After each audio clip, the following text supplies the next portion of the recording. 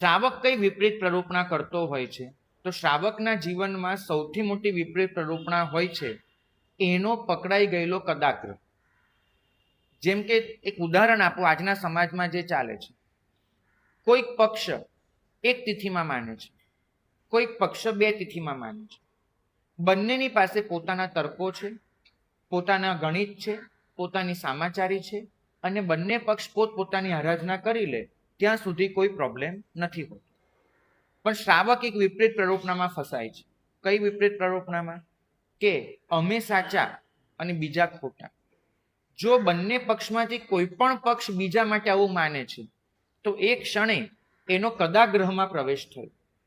એને સામાચારી ભેદને સાચા ખોટામાં વાપરી લીધું. તેનો પ્રવેશ શેમાં થયો? કદાગ્રહમાં. અને કદાગ્રહમાં પ્રવેશ થયો તો સમજવું કે એક ક્ષણે એ વિપરીત પ્રરૂપણા કરનાર બની ગયો. ભાગ્યશાળી શ્રાવકોના મોઢે એવું સાંભળ્યું છે, આને સાચી ચૌદસ ન કહેવાય, આને સાચી કહેવાય. બરાબર? તો સમજવું કે આ વિપરીત પ્રરૂપણા થઈ.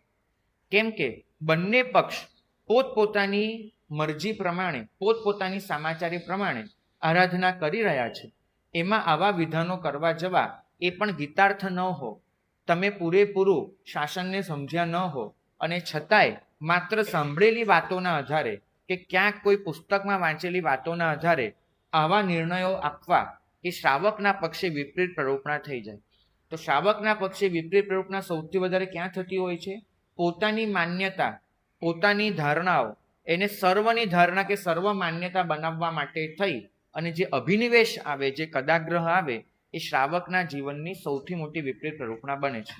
તો આપણે આ 7 પ્રકારના વિપરીત સ્થાનકની ક્ષમાયાચના કરીએ, એનાથી બચીએ, એ જ મંગલ કામ.